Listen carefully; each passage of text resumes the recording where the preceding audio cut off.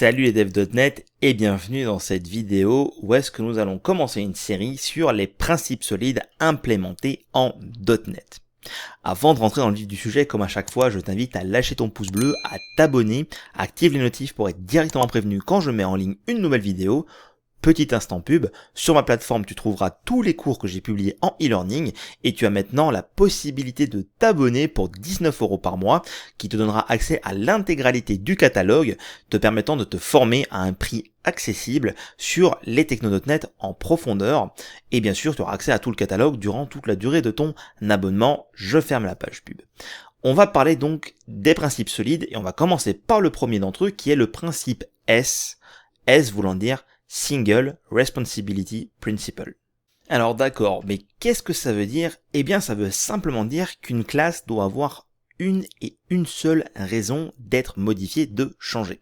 Ça ne veut pas dire qu'une classe ne doit avoir qu'une seule méthode ou qu'une seule propriété, mais bien que si une classe est utilisée à des fins business ou à des fins techniques, eh bien la seule raison d'aller modifier cette classe qui est valide, c'est si le besoin métier ou le besoin technique change, évolue. Bien sûr, je mets volontairement de côté l'aspect bug parce que corriger un bug est quelque chose de nécessaire et dans tous les cas, ça ne violera pas le principe S parce que tu vas corriger une anomalie et c'est normal de corriger les anomalies. Alors, pour illustrer ça en pratique avec du code C#, j'ai ici une classe book qu'on va décortiquer pour essayer de comprendre le principe S. En fait, cette classe book, elle fait plusieurs choses. Et le simple fait d'avoir dit qu'elle fait plusieurs choses, tu dois te douter qu'elle ne respecte donc pas le principe S.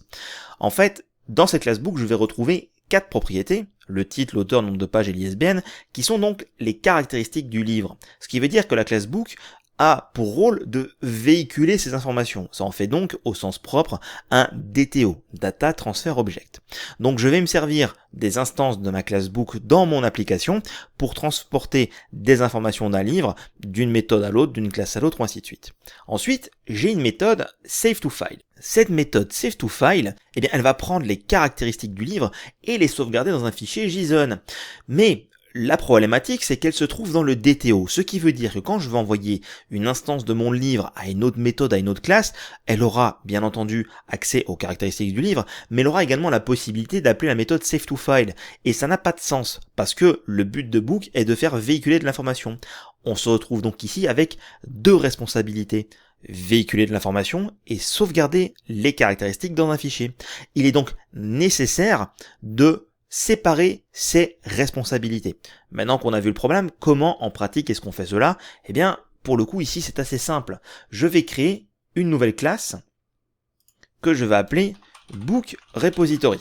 Pour ceux qui ne le savent pas, Repository est un pattern de développement logiciel qui permet d'abstraire l'accès aux données de telle sorte qu'on va utiliser un repository pour accéder à des données qui sont stockées quelque part sous un format quelconque, nous permettant d'aller lire et écrire des objets .NET sans avoir à se préoccuper de où et comment ils sont stockés. Donc ici, je vais bien sûr mettre ma classe publique et ce que je vais faire, c'est que je vais déplacer la méthode SaveToFile, hop, dans le repository. J'ai des erreurs de compilation à corriger. Tout d'abord, l'espace de nom, c'est un moindre mal, mais ensuite ici j'ai title. Pourquoi j'ai cette erreur? Eh bien parce qu'avant, dans la classe book, j'accédais directement à la propriété de la classe elle-même. Maintenant, je ne peux plus faire ça, parce que ce n'est plus dans la même classe. Chaque classe a sa propre responsabilité. Donc le book repository, comme n'importe quelle autre classe qui va utiliser une instance de la classe livre pour ses caractéristiques, va en avoir besoin en paramètres. Donc je vais récupérer ici en paramètre SaveToFile le livre que je souhaite sauvegarder. Et je vais donc pouvoir accéder à son book.title. Alors attention parce que là je n'ai plus d'erreur de compilation mais j'ai quand même une erreur de logique. Lorsque vous souhaitez mettre en place le principe S sur de code qui existe déjà, je vous invite à être très vigilant dans le code que vous déplacez et que vous réorganisez. Pourquoi? Eh bien parce que dans le SaveToFile qui est ici, vous remarquerez que j'ai le mot-clé this dans l'appel à la méthode serialize. Avant, ma méthode était stockée dans la classe book, ce qui veut dire que je sérialisais l'instance courante, this. Maintenant que j'ai déplacé la méthode qu'elle est dans book repository, si je laisse le code tel quel, je vais sérialiser la classe book repository. Là, je n'ai pas de propriété, donc j'aurai une sérialisation qui est vide. Ça ne répond donc pas à mon problème. Et en plus de ça, eh bien, ce n'est pas correct. Mais surtout, ça pourrait engendrer de grosses erreurs à l'exécution. Donc là, je ne veux plus sérialiser l'instance courante qui était mon livre avant, mais bien le livre qui est passé en paramètres. Donc je fais le changement. En gros, si vous voulez respecter le principe S des principes solides, le Single Responsibility Principle, ça veut dire que vos classes ne doivent avoir qu'une et une seule raison de changer.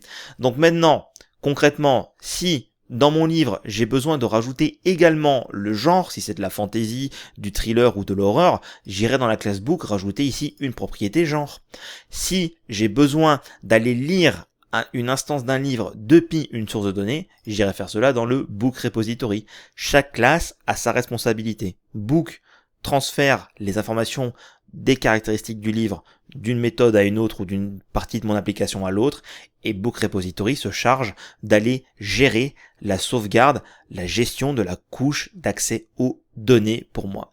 J'espère que cela est clair. Si ce n'est pas le cas, n'hésite pas à utiliser l'espace commentaire sur la vidéo pour qu'on puisse en discuter, que je puisse éventuellement répondre à tes questions. Tu as normalement vu comment est-ce qu'on peut mettre le principe S en action en C#. Encore une fois, si cette vidéo t'a plu, n'hésite pas à lâcher ton pouce bleu, à t'abonner pour soutenir la chaîne, et tu trouveras encore une fois pas mal d'infos dans la description pour augmenter tes compétences en .NET. On se donne rendez-vous dans la prochaine vidéo pour aborder le principe O.